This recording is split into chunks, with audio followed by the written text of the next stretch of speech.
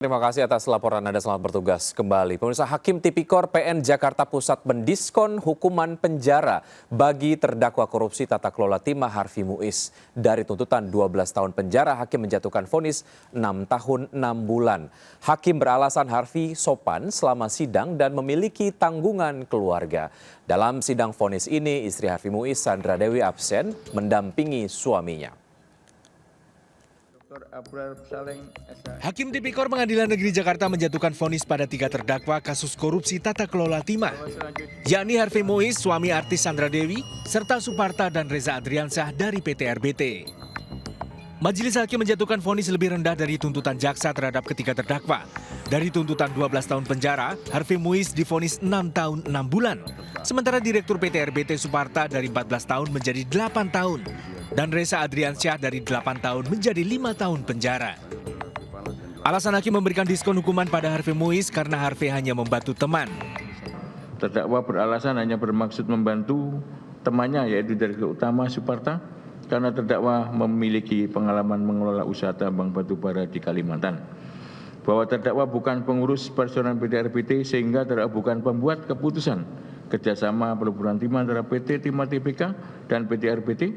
Begitu pula terdakwa tidak mengetahui administrasi dan keuangan baik pada PT RBT maupun pada PT Timah Tbk.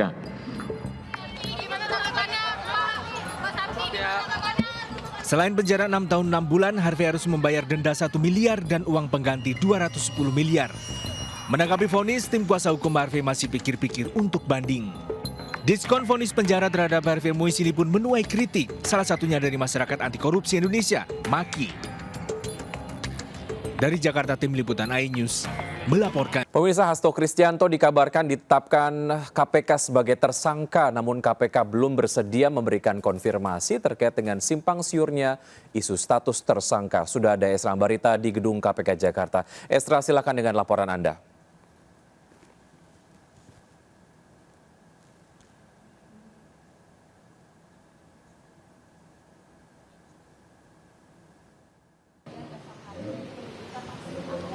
Ya, Wiki dan juga pemirsa, informasi terbaru yang bisa kami perbarui dari Gedung Merah Putih KPK bahwa saat ini kami belum mendapatkan statement maupun pernyataan resmi dari juru bicara KPK ataupun dari pihak KPK terkait penetapan tersangka dari Sekjen PDIP yakni Hasto Kristianto dalam dugaan korupsi. Karena yang kami dapatkan baru surat yang beredar, dalam surat tersebut tertera bahwa disebutkan statusnya sebagai tersangka. Namun kita perlu validasi maupun statement resmi dari pihak KPK untuk mengkonfirmasi surat yang beredar, surat penyidikan yang beredar dengan status dari politisi PDIP yakni Hasto Kristianto.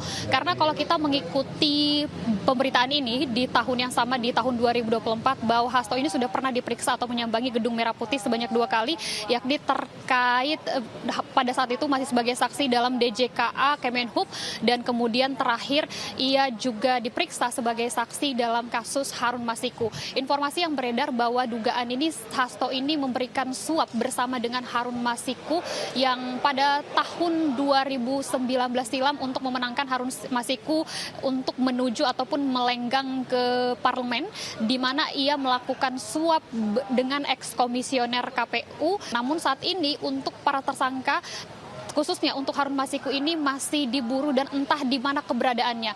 Tentunya sekali lagi kita tunggu bersama seperti apa nanti terkait penetapan tersangka dari Hasto Kristianto ini dan betulkah statusnya sudah naik sebagai tersangka. Demikian Wiki, kembali ke Anda di studio. Pemirsa, waspada puncak musim hujan, banjir bandang menerjang Ponorogo dan Jember, Jawa Timur, serta wilayah di Sumatera Barat. Akibatnya akses jalan sempat terputus, sejumlah warga dievakuasi dari rumah mereka. Bandung, banjir bandang. Air bah berwarna keruh tiba-tiba menerjang desa Dander, Bojonegoro, Jawa Timur mengalir deras ke jalan dan permukiman. Banjir bandang dari kawasan hutan usai hujan intensitas tinggi mengguyur. 5 desa diterjang banjir bandang dengan ketinggian air hingga 1 meter, membuat akses jalan sempat terputus. Banjir bandang juga menerjang Sungai Bireh, Desa Jambe Arum, Jember, membawa material lumpur dan kayu. Air datang bercampur lumpur pekat menyapu sebuah musola di bibir sungai. Banjir bandang akibat intensitas hujan sangat tinggi di kawasan Gunung Raung. Ya Allah, kami melaporkan dari Sikiran.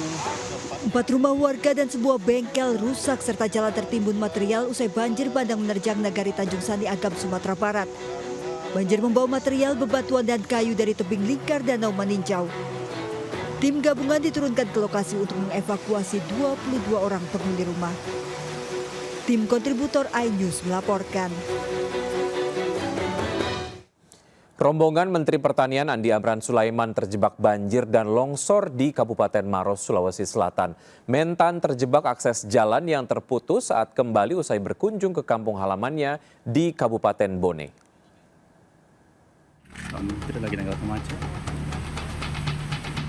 Dalam rekaman video amatir, Menteri Pertanian Andi Amran Sulaiman terlihat keluar dari mobilnya saat terjebak banjir dan longsor di jalan poros Pegunungan Maros, Bone.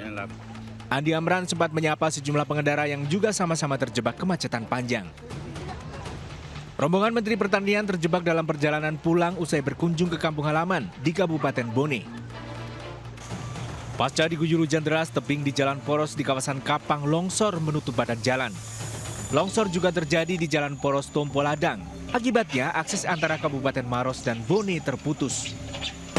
Perjalanan dinas dari Bone di Makassar terjebak banjir di Mario antara Cambah dengan dusun sebelahnya ini. Banjir bandang 2 hari lalu mengenangi wilayah 12 kecamatan di Kabupaten Maros. Di seluruh wilayah Provinsi Sulawesi Selatan, banjir mengenangi 12 kabupaten dan kota.